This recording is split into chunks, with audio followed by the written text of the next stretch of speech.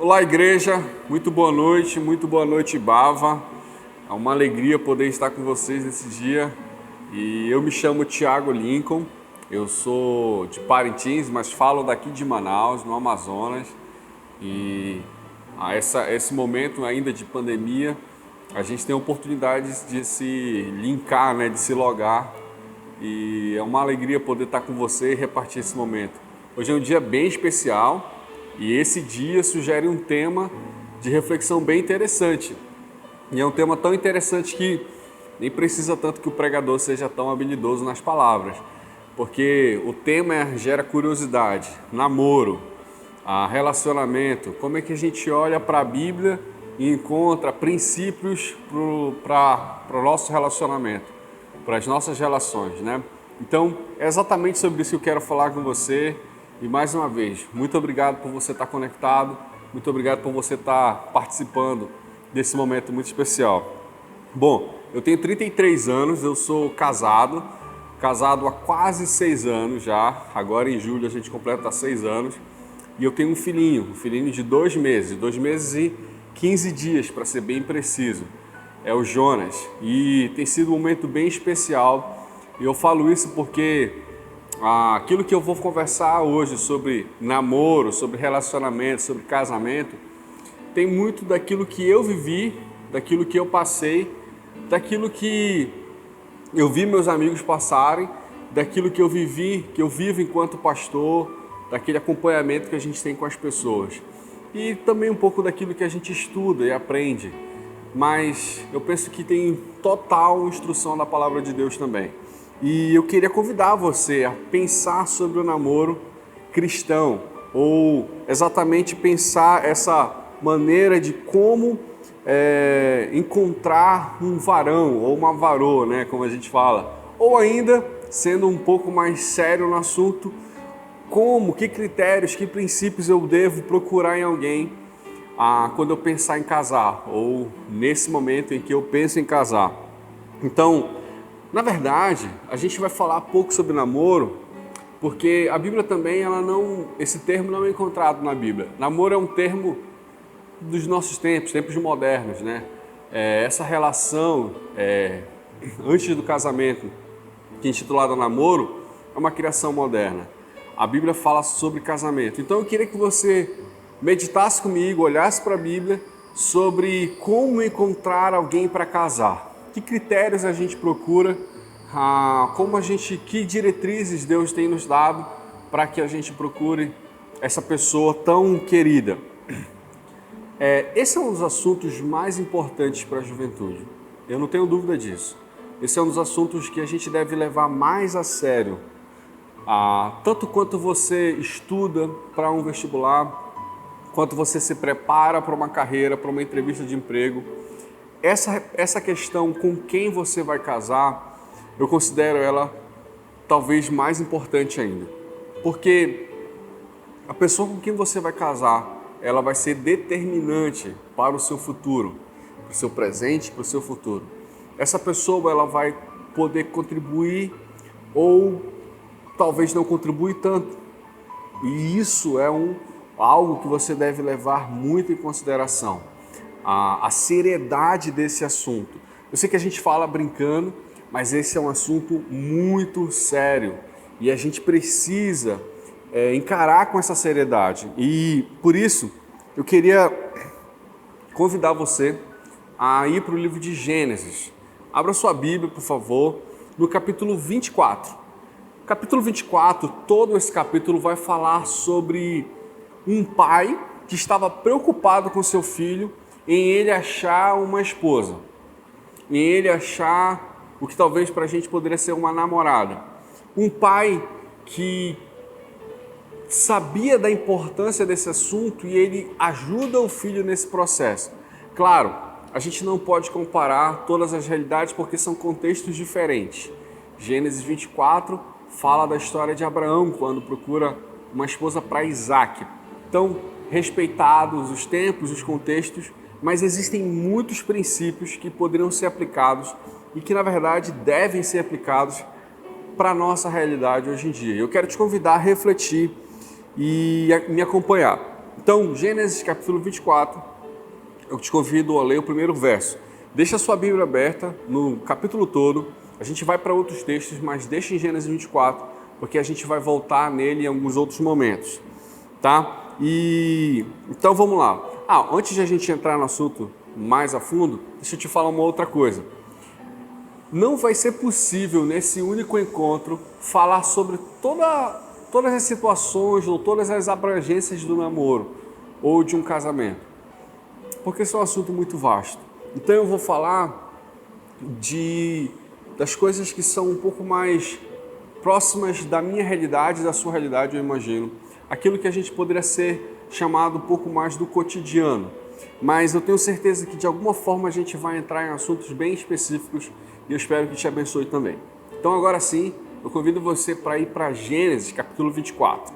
Vamos ler o primeiro verso, por favor. Abraão já era velho, de idade bem avançada, e o Senhor em tudo o abençoara. Abraão era velho, de idade bem avançada. Agora preste atenção. E o Senhor em tudo o abençoara. Esse em tudo é muito interessante porque em tudo é tudo, não exclui nada. Deus ele tinha uma preocupação com Abraão em todos os aspectos da vida. Então, essa é uma realidade que nós trazemos para as nossas realidades, para o nosso dia, desculpa. Deus ele deseja nos abençoar em todas as áreas das nossas vidas. Essa é uma primeira realidade. Deus se importa sim com esse assunto. Esse assunto é muito valioso para Deus. E deixa eu te falar por que esse assunto é tão valioso para Deus. Porque o casamento, o namoro, que é uma preparação para o casamento, nada mais é do que a constituição de uma família. E Deus leva muito a sério o assunto família, porque foi Deus quem criou a família. É um projeto, família é um projeto de Deus. E naturalmente é algo importante, especial e sagrado. Por isso, falar sobre namoro, falar sobre casamento é falar sobre constituição de família. É falar sobre família. E isso é algo muito especial, algo muito valioso. Deus, ele pretende abençoar você e eu, não no casamento. Observe o que eu vou dizer, mas na família. A preocupação de Deus não é com o casamento em si, mas com a família. Eu sei que isso pode causar um pouco de confusão na sua mente, mas me acompanha para que você vai entender um pouco mais. Gênesis, eu pedi para você ficar em capítulo 24, agora eu vou para o capítulo 12, versículo 3. Preste atenção numa promessa que Deus faz a Abraão. Ele faz assim: abençoarei os que te abençoarem, amaldiçoarei os que te amaldiçoarem, e em ti serão benditas todas as famílias da terra. Em ti serão benditas todas as famílias da terra. Preste atenção como a bênção de Deus está sobre a família. O compromisso de Deus é com a família. Deus tem um olhar diferenciado sobre a família. Observa que ele não diz que eu abençoarei todos os indivíduos da terra ou todas as pessoas da terra, mas ele diz: por meio de ti, Abraão, serão abençoadas todas as famílias. Porque a gente precisa entender que Deus, foi Ele quem, lá ainda em Gênesis, antes mesmo do pecado entrar no mundo, olhou para o homem e disse assim: não é bom que o homem esteja só. Não foi Adão quem disse que ele estava se sentindo só. Foi o próprio Deus, ao formar Adão, antes mesmo de o pecado entrar no mundo. Portanto, a solidão não necessariamente é algo do pecado, mas o ser humano não foi feito para estar isolado. Ele não foi feito para estar fora de um convívio familiar. A família é a bênção de Deus para mim e para você. E por isso Deus se importa com isso, porque namoro e casamento nada mais é do que a constituição e a família. Por isso esse assunto, repito, é muito importante. Então, Deus, quando ele diz para Abraão, quando a Bíblia diz que em tudo o Senhor abençoava Abraão, Deus está dizendo que isso envolve todo o aspecto da sua vida. Por isso, família, é algo muito importante. Abraão, ele teve uma preocupação quando ele foi procurar uma esposa para o seu filho. Sim, aquela cultura envolvia esse tipo de coisa. E eu queria que você prestasse atenção como foi esse processo. Agora, me acompanhe no versículo 2 e 3 de Gênesis 24. Disse ele ao seu servo mais velho de sua casa, que era o responsável por tudo quanto tinha: põe a mão debaixo da minha coxa.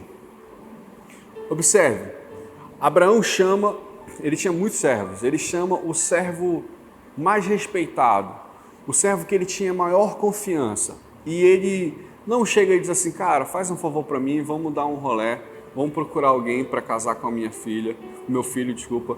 Não era dessa forma. Ele faz uma aliança.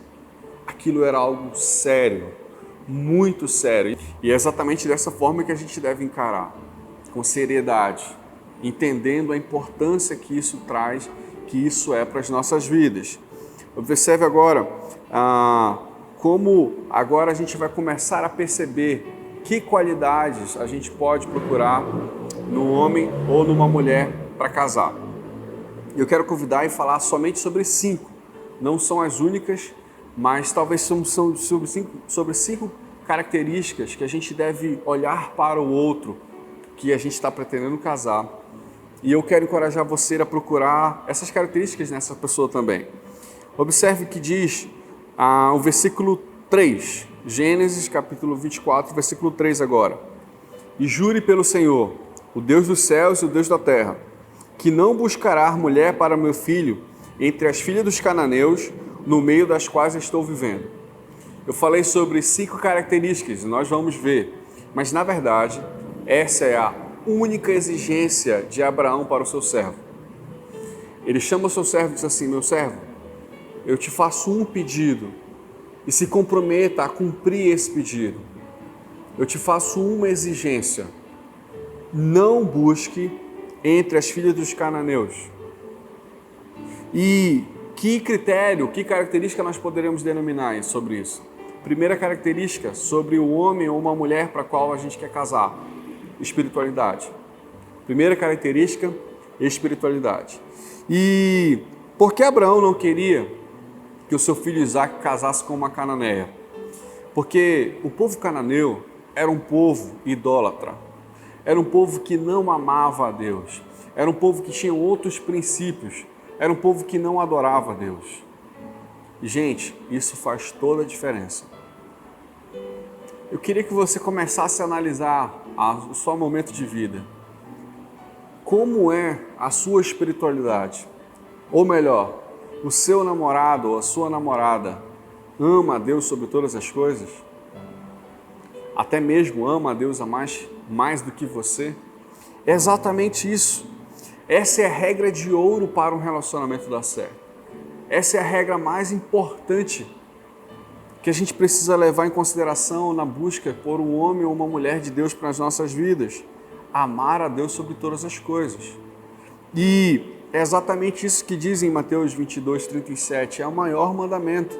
Jesus diz: ame ao Senhor, o seu Deus, de todo o seu coração, de toda a sua alma e de todo o seu entendimento. Esse é o segredo de um relacionamento feliz. Esse é o segredo de um namoro feliz. Esse é o segredo de um casamento feliz. A unidade na espiritualidade. Então, isso vocês e o seu namorado, a sua namorada, precisam ter em comum. Mas por que será que isso é tão importante? Porque ninguém entende mais de família do que Deus. Lembre-se que a gente falou, foi Deus quem instituiu a família. Foi Ele quem pensou a família. A família não é uma ideia do homem. A família não é uma ideia de Adão. A família é uma ideia de Deus. Então, ninguém conhece mais essa realidade do que Deus. Foi Ele que projetou, por isso, família é uma coisa sagrada. Por isso, família é uma coisa especial. Então, não somente porque Deus criou, mas por que essa unidade na espiritualidade é tão importante? Porque Deus é quem sustenta a relação. Deus é quem sustenta o namoro, Deus é quem sustenta o casamento. Preste bem atenção, Deus é quem criou o relacionamento e Deus é quem sustenta o casamento. É Ele quem mantém. Deus é o maior parceiro que você e eu temos para as nossas relações. Você deve lembrar o que diz em Mateus capítulo 7, a partir do versículo 24, diz assim: portanto, quem ouve as minhas palavras e as pratica é como o homem prudente que construiu a sua casa sobre a rocha. Caiu a chuva, transbordaram os rios, sopraram os ventos e deram contra aquela casa, e ela não caiu. Por quê? Porque estava alicerçada sobre a rocha.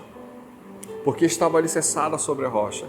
Não é só Deus quem cria o casamento ou a relação, mas é Deus quem sustenta a relação. Observe, você sabe que todos os relacionamentos passam por tempestades. Todos os relacionamentos passam por conflitos. Todos nós, seja pastor, não seja pastor, seja ovelha, seja não sendo ovelha, todos, sejam cristãos, não cristãos, todos passamos por tempestade. Mas a Bíblia está dizendo que existe um diferencial sobre a casa que permanece em pé e a casa que sucumbe, a casa que é destruída.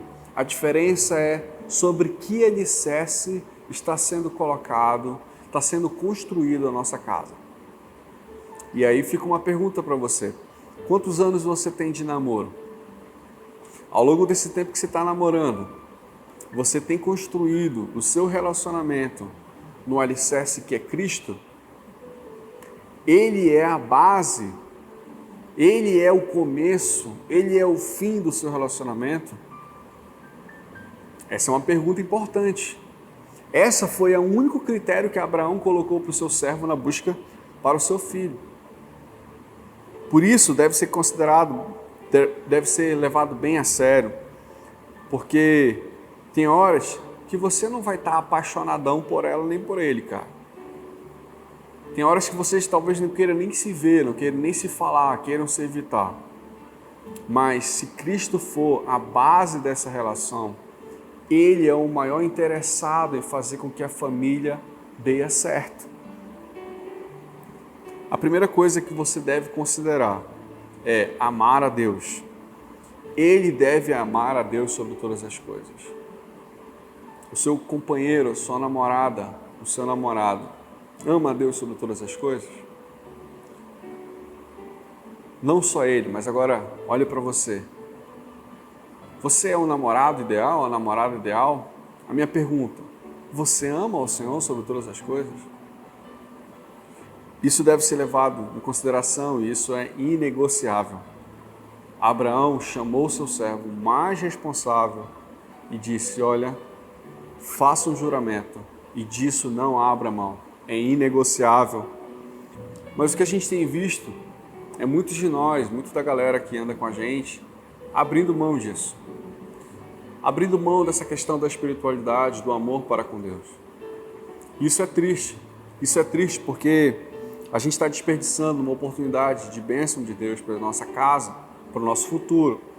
E talvez muitas pessoas dizem assim: não, Thiago, você não conhece, cara. É muito difícil encontrar. Eu sei que é muito difícil. Mas, como eu falei, Deus está interessado em te abençoar. Amar a Deus sobre todas as coisas não é o mesmo que ir à igreja. Porque tem muita gente que vai à igreja, mas não ama a Deus sobre todas as coisas. Quando eu digo sobre amar a Deus sobre todas as coisas, eu não estou falando sobre alguém que é legal. Porque tem muita gente que é legal. Eu estou falando sobre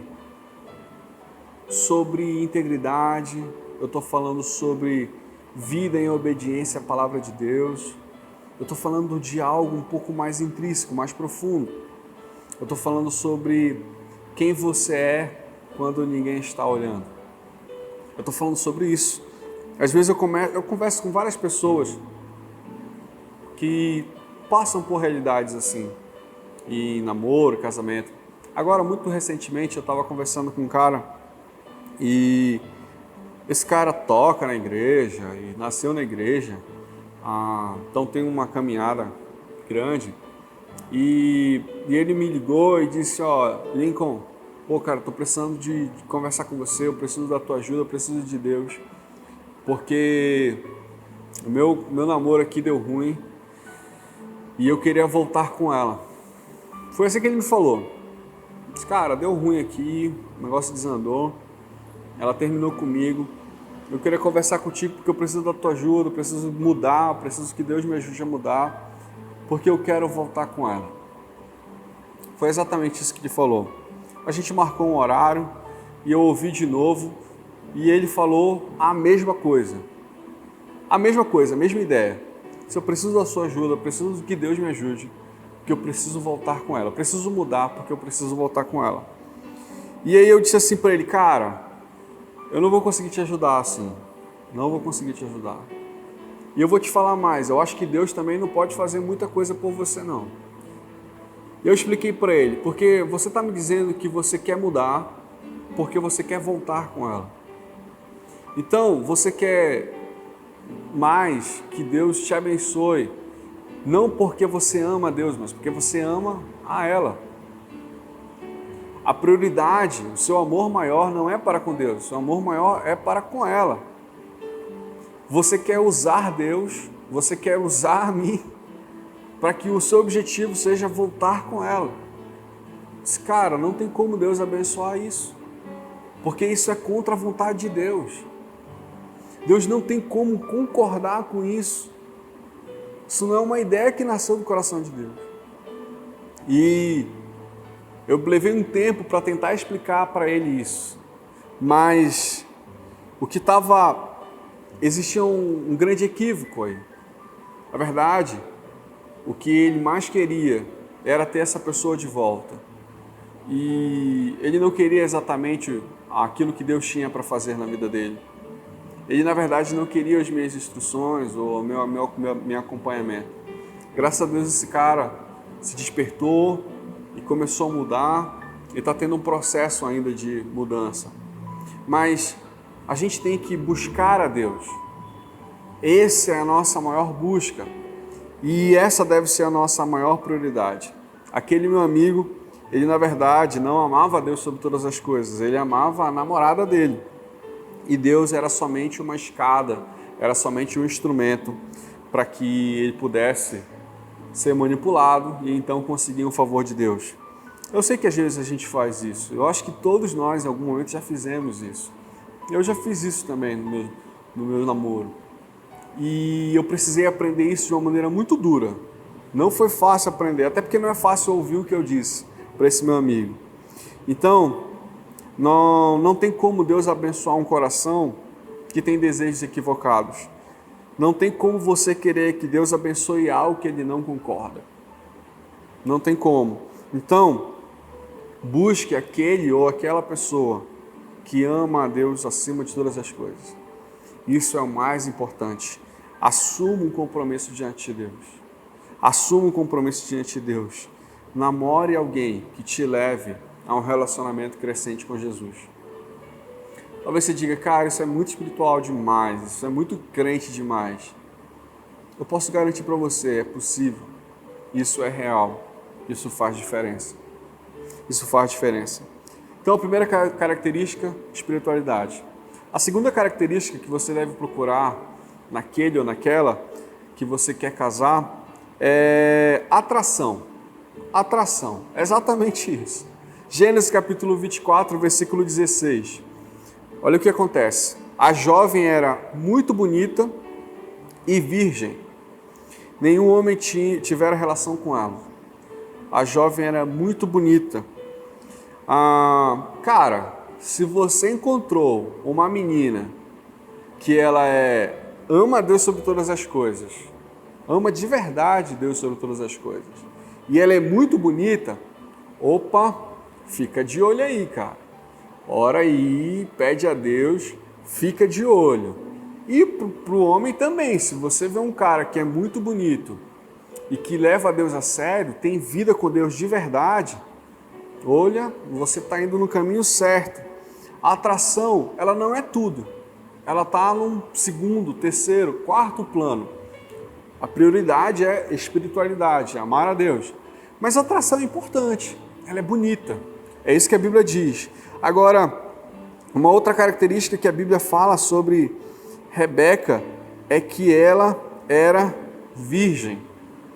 A gente vai começar a entrar em um assunto meio punk aqui. Mas presta atenção, ela era uma mulher de princípios. Ela era uma mulher que tinha princípios. E sim, o sexo é sim para o casamento. O sexo foi planejado por Deus e é sim para a relação. Não abra mão disso. A Bíblia diz que existe um tempo para todas as coisas. Bênção é bênção quando vem no tempo certo.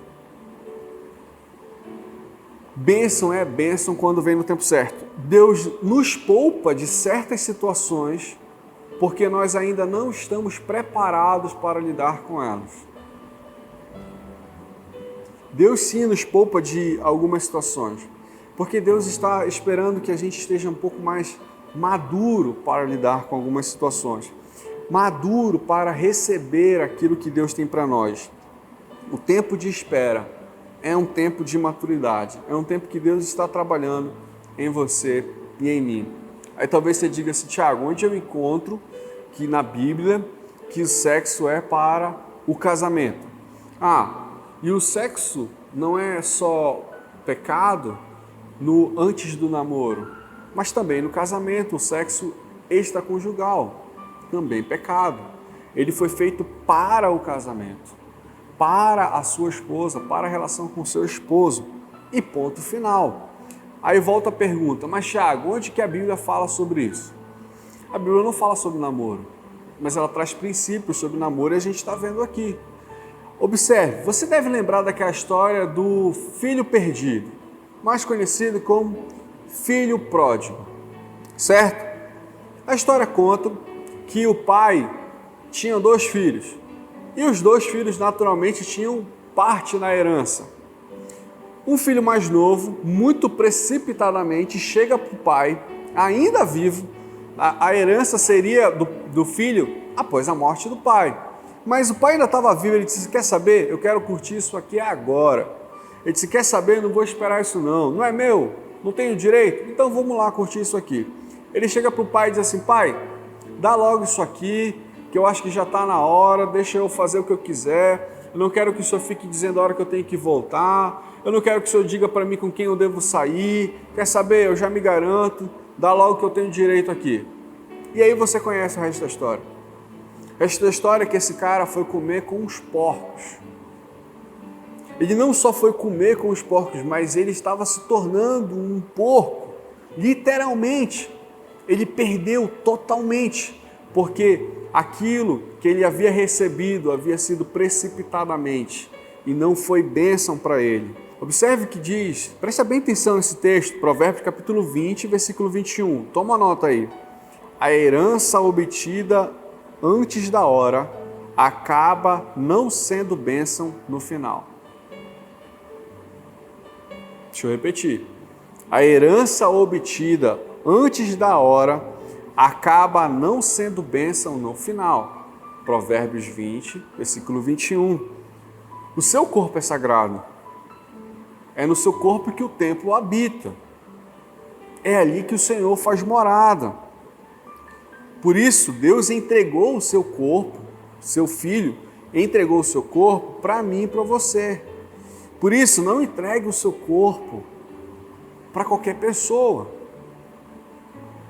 Não entregue esse bem tão valioso para qualquer pessoa.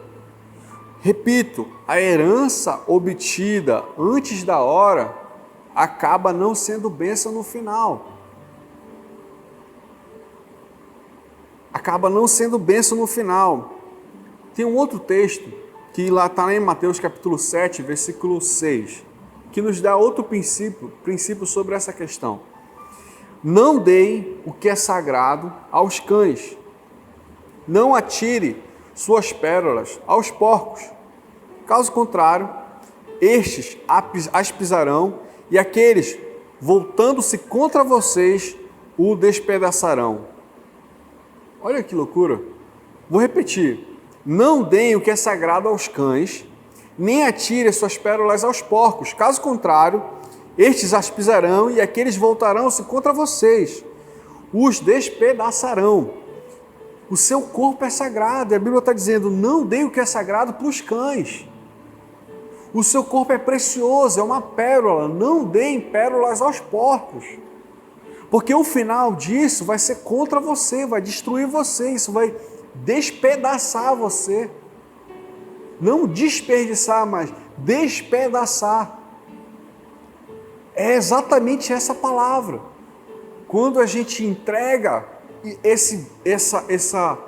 essa pureza para outros homens, ou para outras mulheres, ou para várias mulheres, isso nos dilacera, isso nos arrebenta, isso nos apequena, isso nos destrói. Olha o princípio. Por isso, não devemos dar o que é sagrado para os cães e nem para os porcos, porque um cão ou um porco, ele não sabe dar valor na pérola. É irracional isso, não faz sentido eu dar algo que é valioso para um porco. O que o porco sabe fazer? Porcaria! Como se esperar que o porco dê valor para algo tão valioso que eu dei para ele? Não tem como esperar isso. Por isso se volta contra você e a Bíblia está dizendo assim, não faz sentido. Mas a gente muitas vezes faz isso. Muitas vezes faz isso. Não abra mão disso. Não abra mão da sua espiritualidade. E não abra mão da sua atração, da sua entrega. Isso é muito valioso. A Rebeca era uma mulher tão maravilhosa. E eu vou falar um pouco mais sobre algumas características dela que podem nos ajudar agora dessa relação para servir de exemplo para a nossa relação. Agora eu convido você a ir para Gênesis 24, versículo 16, mesmo versículo, só que a parte B. Rebeca desceu à fonte, encheu seu cântaro e voltou. Rapidamente falando sobre esse ponto, que seria a dedicação, ponto 1, espiritualidades, ponto 2, atração, ponto 3, dedicação. Procure um homem e uma mulher que seja dedicado. Procure um homem e uma mulher que trabalhe. É exatamente isso. Que trabalhe, que ajude nas tarefas de casa, que tenha disposição. Gênesis capítulo 24, agora versículo 17 ao 19, diz assim: o servo apressou-se ao encontro dela e disse, por favor, dê-me um pouco de água no seu cântaro. Ela respondeu, no caso, beba, meu senhor, e tirou rapidamente dos ombros o cântaro e serviu. Olha como ela era uma mulher disponível, atenciosa, prestativa. Depois que lhe deu de beber, disse, olha, presta atenção, tirarei água também para os seus camelos até saciá-los. Eu não sei quantos litros um camelo bebe, eu só sei que é muito, cara. Ele, o servo de Abraão, pediu um pouco de água. Ela prontamente disse, ok, aqui tem água para o senhor. Mas não se preocupe, eu também vou servir os animais. Ele tinha 10 camelos. Se a gente fizer uma pesquisa rápida, talvez no Google, a gente tenha essa informação de quantos litros ela teve que servir. Que mulher, cara, batalhadora. Que mulher disposta. Ela não era preguiçosa. Ela não era egoísta. Ela estava ajudando nas tarefas de casa. Ela é alguém que estava na ativa. Ela é alguém que estava estudando. Ela é alguém que estava se aprimorando. Ela é alguém que estava aprendendo um novo idioma, aprendendo uma nova carreira. É exatamente esse tipo de mulher e de homem que nós precisamos buscar. Amar a Deus sobre todas as coisas. Sim, a atração, mas tenha princípios. E que seja batalhadora, disponível, dedicada. Até porque casamento não é uma coisa fácil. É ralação, cara. Você precisa de dedicação. Você precisa de disposição. E essa é uma característica importante a se considerar. Uma quarta característica que a gente deve buscar na pessoa que a gente quer casar é que essa pessoa tenha um apoio familiar. Apoio familiar. Gênesis capítulo 24, versículo 28 diz: a jovem correu para casa e contou tudo à sua família, à família de sua mãe, melhor dizendo. Deixa eu repetir. A jovem correu para casa e contou tudo à família de sua mãe. O namoro não é algo construído somente a dois ou a três, você, o seu namorado, a sua namorada e Deus. Mas ela também precisa ter um suporte da família.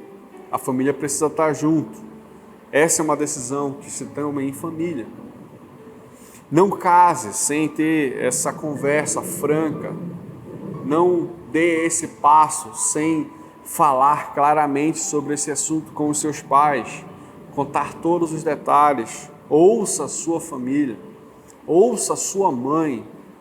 Por favor, ouça a sua mãe. Ouça o seu pai. Eu estou fazendo uma súplica, porque é algo muito necessário, muito importante. Não pule as etapas. Seja franco.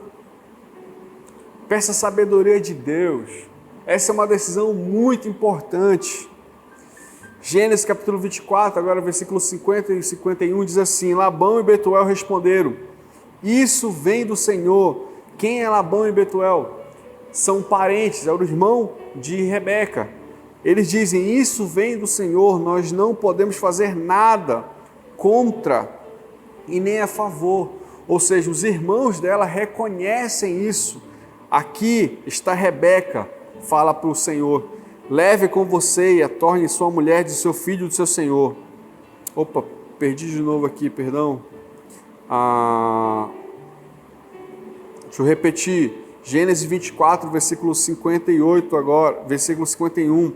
Aqui está Rebeca, leve-a com você e que ela se torne a mulher do filho do seu senhor, como disse o Senhor.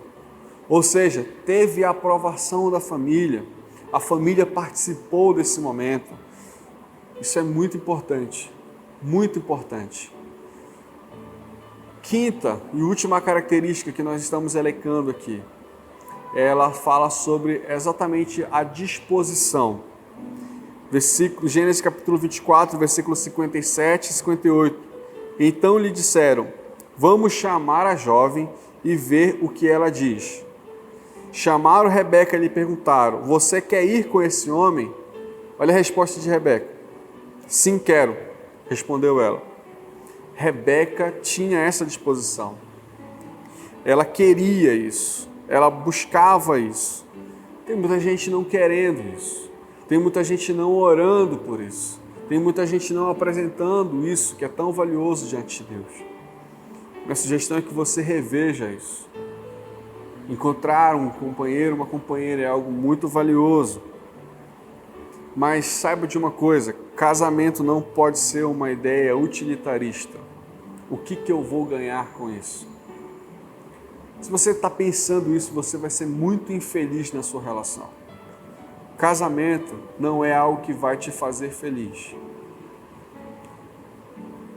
Casamento nem é para você ser feliz ali, no sentido puro da palavra felicidade. Casamento não existe para esse propósito. O casamento não é para a sua felicidade. O casamento, na verdade, é para a sua maturidade. Case-se entendendo que você está amadurecendo, que Deus está trabalhando. Tiago, então quer dizer que eu não vou ser feliz? Cara, você vai ser feliz se você amar a Deus sobre todas as coisas. Se você entender que você a ama, que você quer a sua companheira bem, quer o seu companheiro bem. Se você estiver à disposição, se você for prestativo, pensar no outro, talvez a alegria na relação, o contentamento na relação passe por aí. Casamento é para nos moldar, é para nos transformar. Exige muita disposição. Exige muita disposição para mudar. Você está disposto a mudar? Você está disposto a enfrentar crises? Você está disposto a abrir mão do seu senso de sempre estar certo? Essa é uma coisa legal, cara. Sempre a sua esposa vai ter razão. É sério. Você está disposto a abrir mão disso? Eu falei brincando, zoando, mas é sério, cara. Ela sempre vai ter razão, cara. Impressionante. Esse casamento é uma das coisas mais maravilhosas que a gente pode ter. De verdade. Eu não estou falando isso porque a gente está no Dia dos Namorados, eu como pastor tenho que falar isso. Eu estou falando porque pela bondade de Deus eu vivo e experimento isso. Sem dúvida, é uma das maiores bênçãos que Deus tem me dado. A minha família. E é muito prazeroso estar com eles, é maravilhoso viver com eles. Porque somos uma família perfeita? Não. Mas nós somos dispostos a buscar esses princípios que a gente tem considerado hoje aqui. O último texto que eu quero ler com você essa noite está em Gênesis capítulo 24, versículos 66 e 67. Depois o servo contou a Isaque tudo o que havia feito. Isaque levou Rebeca para a tenda de sua mãe, Sara, fez dela sua mulher e a amou.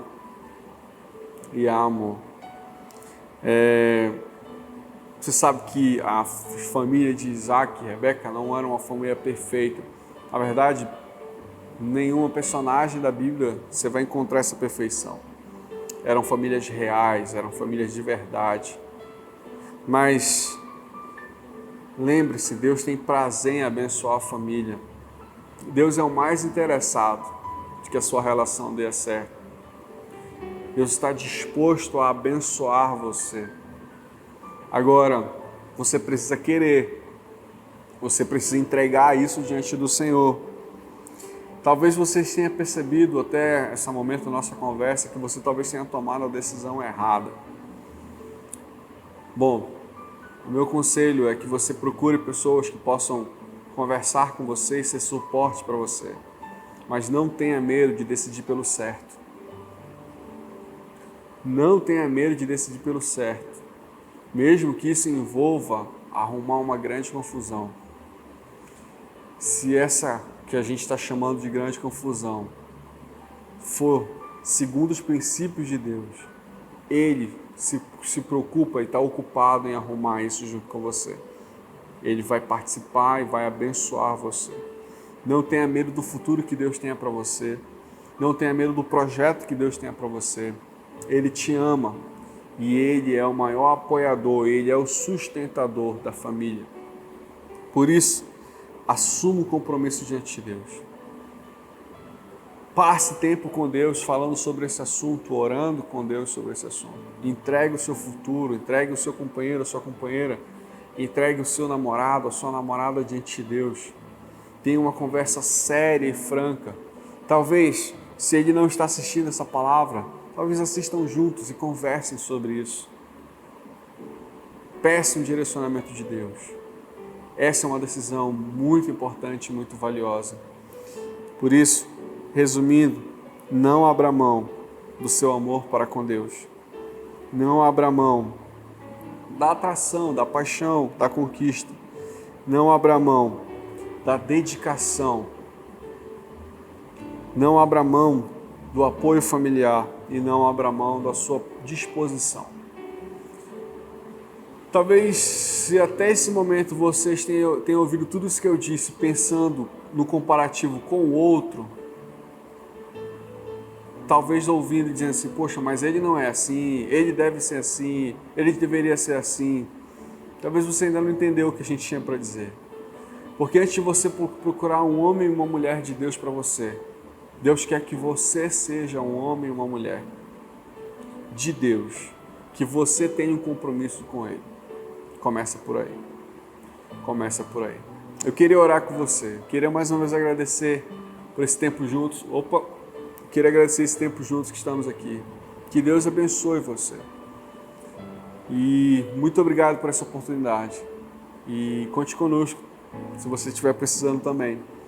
Mas eu queria orar pedindo para a gente tragar esse assunto tão valioso diante do Senhor.